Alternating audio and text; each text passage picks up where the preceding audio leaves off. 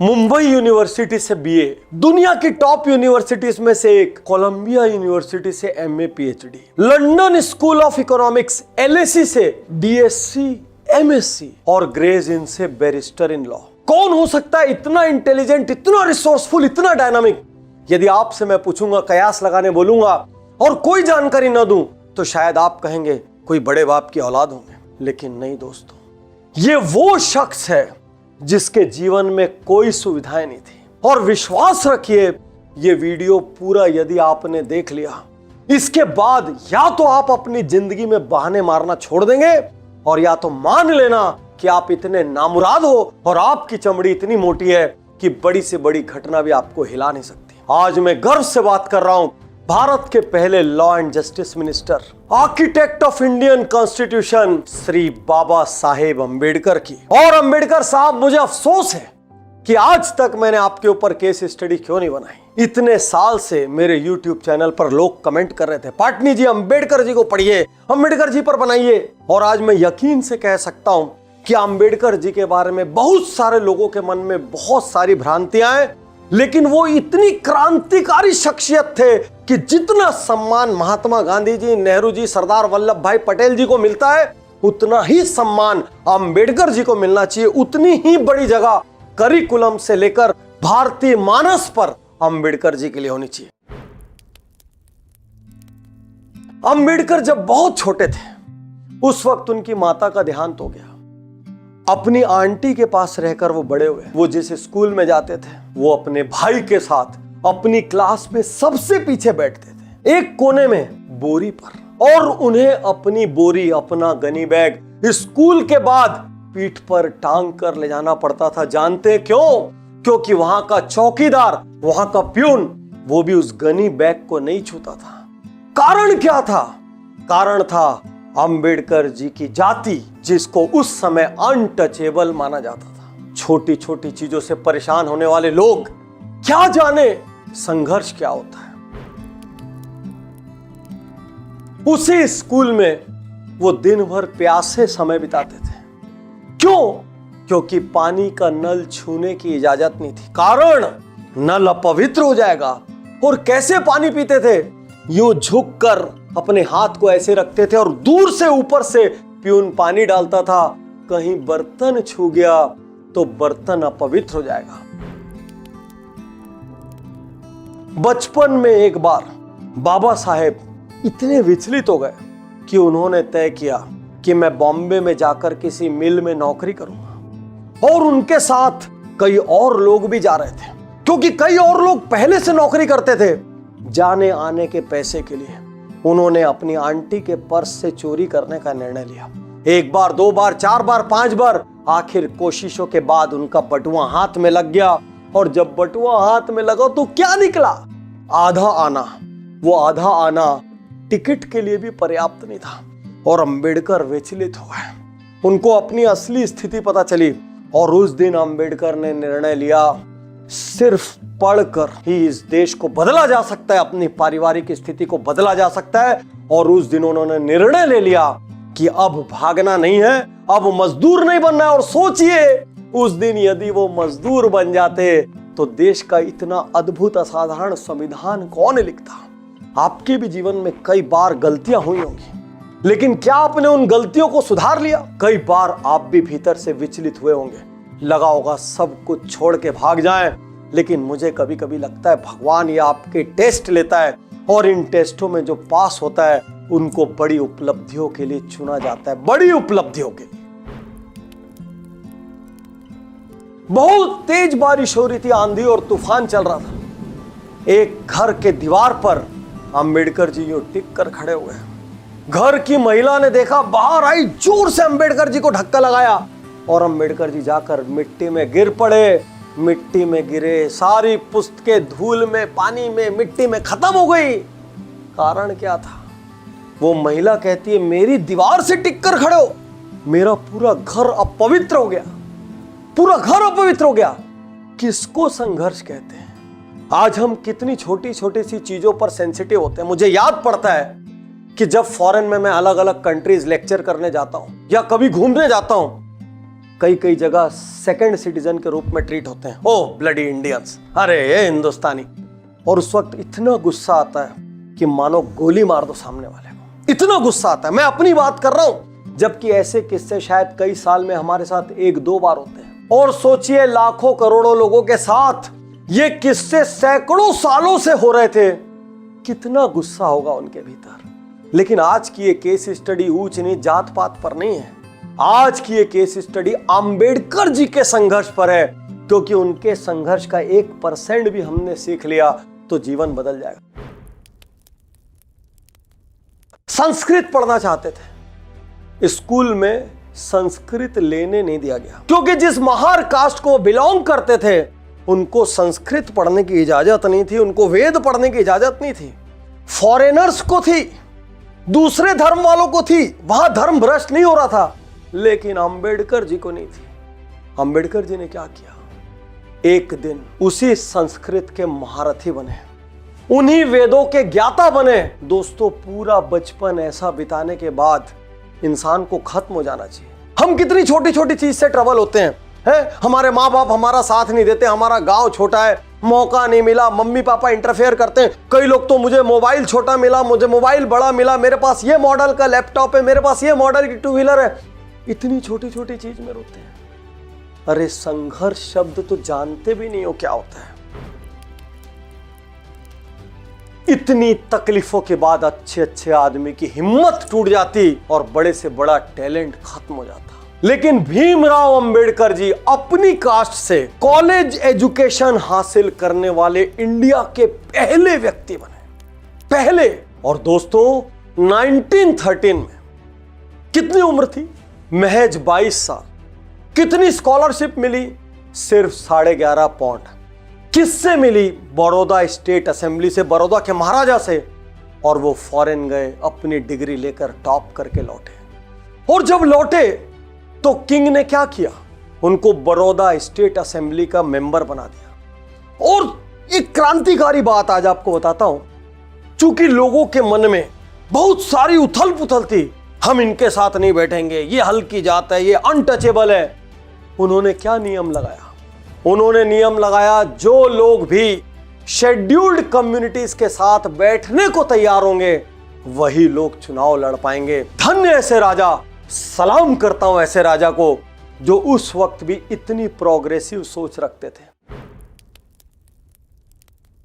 तो क्या इतनी सारी डिग्री लेने से जिंदगी आसान हो गई? कायदे से तो हो जानी चाहिए। दोस्तों, इतनी सारी डिग्रियां होने के बावजूद इतने विद्वान शख्स को एक पारसी सराय में जात बदल कर रहना पड़ा।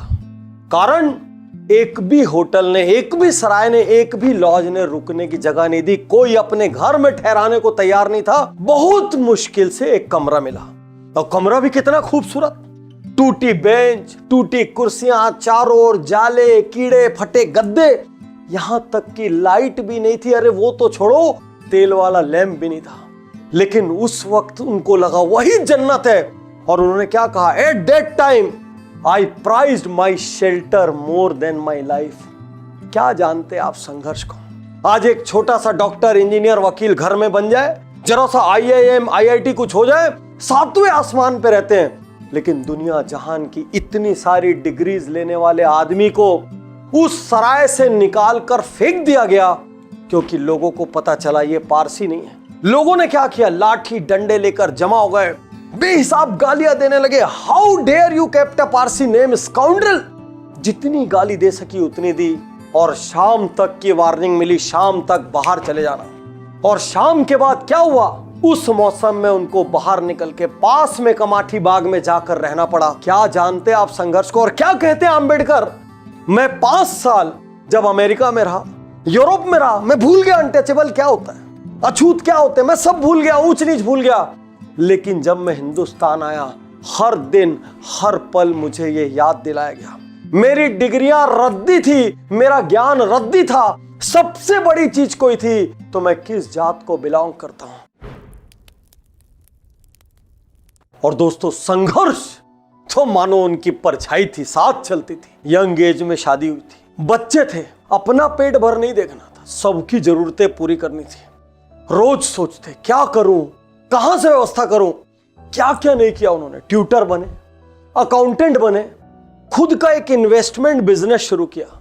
लेकिन जैसे ही क्लाइंट को यह पता चला वो अनटचेबल है, वो बिजनेस बंद हो गया। फाइनली 1918 में बाबा साहब को लगा अब जिंदगी बेहतर हो जाएगी। कारण मुंबई में फेमस सिडनेम कॉलेज में उनको प्रोफेसर का जॉब मिल गया। लेकिन वहां क्या हुआ, पढ़े लिखे अनपढ़ गंवार। आज ये शब्द कहते हुए मुझे कोई अफसोस नहीं है कि डिग्रियां महज कागज है, वो विजडम और मैच्योरिटी नहीं लाती। वहां के पढ़े लिखे अनपढ़ गंवार कुछ प्रोफेसर्स ने उनके साथ पानी का जग शेयर करने को मना कर दिया, कॉमन वाटर सोर्स शेयर करने को मना कर दिया। और दोस्तों यहां अंबेडकर के भीतर लावा फट पड़ा और फाइनली उन्होंने लीगल प्रोफेशन अपनाया। दोस्तों जो महत्व महात्मा गांधी के जीवन में दांडी यात्रा का है, वही महत्व बाबा साहेब के जीवन में महाड़ सत्याग्रह का है। आइए घटना को जरा गहराई से समझते हैं। 1923 में बॉम्बे लेजिस्लेटिव काउंसिल ने एक प्रस्ताव पारित किया। प्रस्ताव क्या था कि कोई भी अनटचेबल या कोई भी व्यक्ति किसी भी पब्लिक फंडेड वाटर बॉडी से पानी पी सकता है, वो कोई कुआं हो, वो कोई नल हो, चाहे कोई भी व्यवस्था हो। 1924 में महाड़ म्यूनिसिपैलिटी ने इस प्रस्ताव को स्वीकार किया, लेकिन क्या सच्चाई में स्वीकार हुआ? नहीं, वो सिर्फ पेपर पे स्वीकार हुआ। और 28 मार्च को एक ऐसी घटना हुई जिससे बाबा साहेब दलितों के मसीहा बन गए। एक चावदार टैंक नाम का टैंक था और जो भी डिप्रेस्ड क्लास का व्यक्ति उस टैंक का पानी पीता उसके हाथ पैर तोड़ दिए जाते हैं। 2500 डिप्रेस्ड क्लास के लोगों को लेकर बाबा साहेब निकल पड़े इतिहास रचने। वहां पहुंचने के बाद उन्होंने वहां से पानी पिया, सोचा एक बड़ा काम हो गया। लेकिन जब यह बात अपर क्लास को पता चली, हाहाकार मच गया। 2 घंटे के भीतर पंडाल में सैकड़ों लोग थे, बेदम पीटा गया, हाथ पैर तोड़ दिए गए। और इसके बाद क्या किया गया? उस टैंक के शुद्धिकरण के लिए सामने बैठकर हवन किया गया। मानो पता नहीं उस टैंक को किसने हाथ लगा दिया। इतना डिस्गस्टिंग, इतना खराब इंसिडेंस था ये बाबा साहेब के लिए कि उस दिन उन्होंने इस पूरी व्यवस्था को बदलने का निर्णय ले लिया। एक क्षण के लिए मेरे साथ आंख बंद कीजिए और कल्पना कीजिए कि किसी जगह से महज आपने पानी पिया है, उस वजह से आपके और आपके परिवार के हाथ पैर तोड़ दिया जाए और आपको गांव से बाहर निकाल दिया जाए। यह हमारे देश में ही होता था, हमारे देश में। गांधी जी और अंबेडकर को लेकर लोगों के दिमाग में खूब सारी गलत धारणाएं। बहुत से लोग ये मानते दोनों एक दूसरे के विरोधी थे और दोनों की पटती नहीं थी। ऐसा नहीं था। दोनों स्वतंत्र विचारों वाले शख्सियत थे और जहां विचार मेल नहीं खाते थे वहां जम के टकराते थे, और जहां विचार सही मेल खाते थे वहां गले मिलते थे। दोनों का एक एक किस्सा बताऊंगा। 1932 की बात है। ब्रिटिश सरकार ने डिप्रेस्ड क्लासेस के लिए सेपरेट इलेक्टोरेट बनाने का निर्णय लिया। बहुत ध्यान से सुनना, लैंडमार्क इंसिडेंस है। उसके बाद क्या हुआ? अंबेडकर खुश, सालों की मुराद पूरी हो रही थी। लेकिन दूसरी ओर गांधी जी अड़ गए। गांधी जी को लगा कि इससे हिंदूज का विभाजन हो जाएगा। गांधी जी ने येरवड़ा सेंट्रल जेल से आमरण अनशन शुरू कर दिया। अंबेडकर के ऊपर दबाव बढ़ने लगा। जैसे जैसे दिन बढ़ते वैसे वैसे दबाव बढ़ता। बहुत दबाव के बाद एक दिन अंबेडकर जी गांधी जी से मिलने पहुंचे। जब दोनों की बात शुरू हुई तो क्या कहते हैं बाबा साहेब?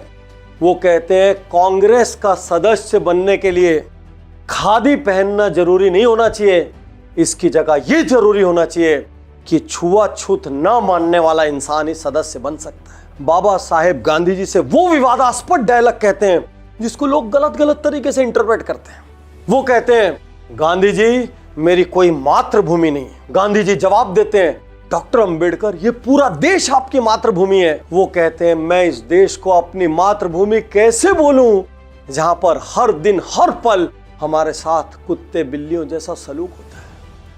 और दोस्तों अंबेडकर जी को झुकना पड़ा। क्यों?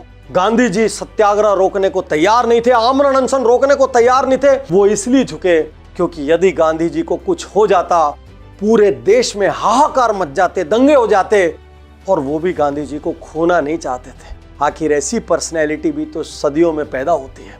और फाइनली दोनों के बीच समझौता हुआ और दोनों के समझौते में डबल से ज्यादा 147 सीट्स डिप्रेस्ड क्लास के लिए रिजर्व की गई। उस दिन एक इतिहास बना। इतिहास क्यों बना? डिप्रेस्ड क्लास एक बड़ी पॉलिटिकल फोर्स के रूप में उभरी। एक और इतिहास बना। कांग्रेस और सारे देश को दलितों के बारे में सोचना, उनको अपलिफ्ट करने के बारे में सोचना शुरू करना पड़ा। और सबसे बड़ी बात क्या थी? उस दिन अंबेडकर पूरे दलितों के, पूरे डिप्रेस्ड क्लास के अनडिस्प्यूटेड लीडर बन के उभर गए। जिनको भी लगता है कि महात्मा गांधी और बाबा साहेब विरोधी थे, एक बार यह किस्सा भी सुन लीजिए। दोस्तों, भारत के कॉन्स्टिट्यूशन बनाने की बारी आई। नेहरू जी और सरदार पटेल ने निर्णय लिया दुनिया के बड़े बड़े कॉन्स्टिट्यूशन एक्सपर्ट्स को बुलाया जाए। और एक दिन महात्मा गांधी जवाहरलाल नेहरू जी से और पटेल जी से कहते हैं, जब हमारे देश में इतना बड़ा लीगल एक्सपर्ट है, इतना विद्वान हमारे देश में है, तो अंबेडकर जी जैसे विद्वान के रहते हुए हमको बाहर से किसी को बुलाने की क्या जरूरत है? यदि अंबेडकर जी हमारे देश का कॉन्स्टिट्यूशन लिखेंगे, इससे गौरवशाली बात भारत के लिए दूसरी नहीं हो सकती। और वहीं पर अंबेडकर जी को कॉन्स्टिट्यूशनल कमेटी का चेयरमैन नियुक्त किया गया। डॉक्टर अंबेडकर के नेतृत्व में लगभग 3 साल की कड़ी मेहनत के बाद दुनिया का, ध्यान से सुनिए, दुनिया का सबसे बड़ा कॉन्स्टिट्यूशन लिखा गया। 448 आर्टिकल्स, 12 शेड्यूल्स, 616 सिग्नेचर और जाने कितने दिनों की असेंबली के बाद हमारे हाथ में वो कॉन्स्टिट्यूशन आया जो आज हमको सुपर पावरफुल बनाता है, आज हमको राइट्स देता है। और वो भी कैसे कैसे right? Freedom of speech, freedom of religion, और एक बड़ी चीज पता है, राइट टू वोट। ये प्रोग्रेसिव कॉन्स्टिट्यूशन था। कारण क्या था?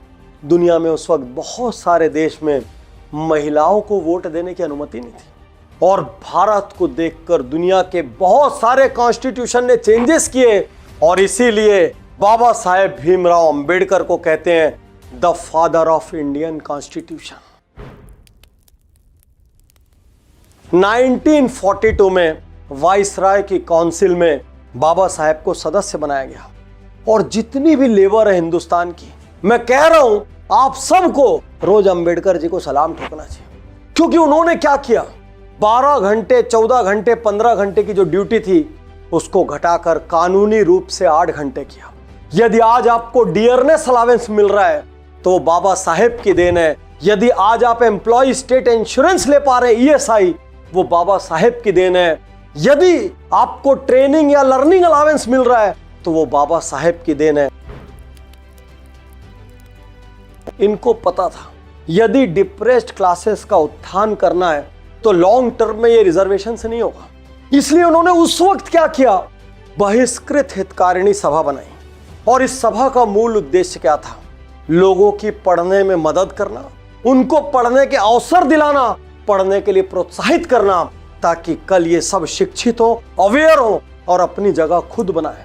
डिप्रेस्ड क्लास की आवाज दब न जाए, इसके लिए उन्होंने कोई हथियार का सहारा नहीं लिया। उन्होंने हथियार की जगह अखबार का सहारा लिया और एक के बाद एक कई अखबार और पीरियोडिकल निकाले। क्योंकि वो यहां पर वार करना चाहते थे और यहां पर वार करना चाहते थे, वो सोच को बदलना चाहते थे। क्या मैं डॉक्टर उज्जवल पाटनी रिजर्वेशन का पक्षधर हूं?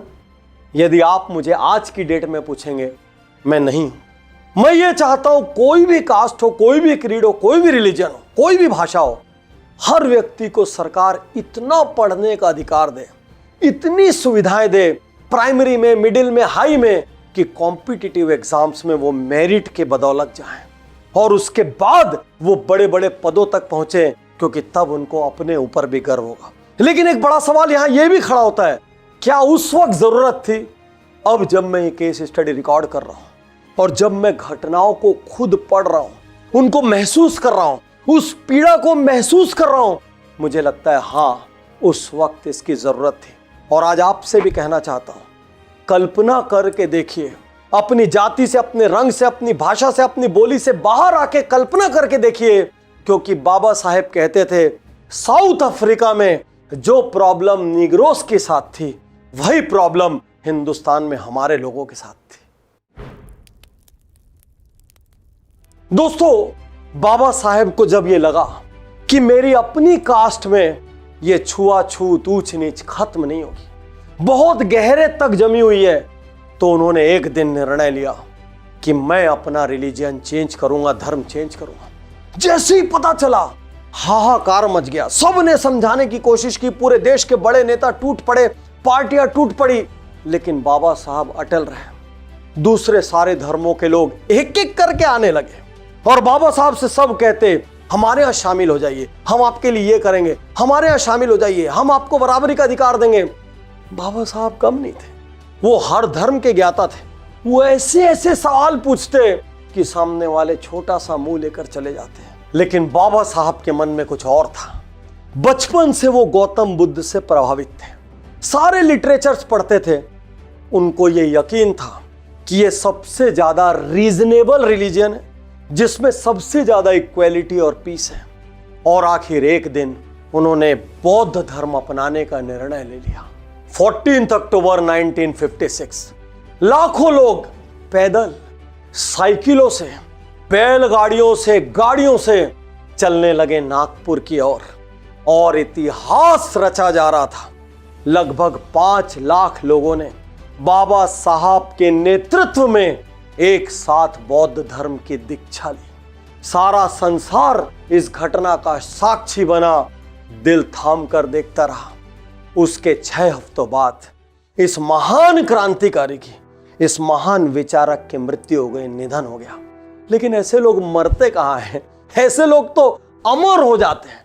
इनको कौन खत्म कर सकता है? इनकी सोच को कौन खत्म कर सकता है? और इसीलिए एक और थिंकर, वो भी अपनी जगह क्रांतिकारी थे, ओशो, वो क्या कहते हैं बाबा साहब के बारे में? 5000 सालों में, ध्यान से सुनना, 5000 सालों में बाबा साहब जितना इंटेलिजेंट व्यक्ति हिंदुस्तान में पैदा नहीं हुआ। ये ओशो की राय थी। दोस्तों, बाबा साहब की एक केस स्टडी देखने के बाद निश्चित रूप से मुझे यकीन है आपको अपने संघर्ष बौने लगने लगे होंगे। आपको लगा होगा कि मेरे जीवन में तो कोई तकलीफ ही नहीं है, और यदि इस केस स्टडी ने भी आपको प्रभावित नहीं किया तो प्लीज आपको कोई कुछ नहीं कर सकता।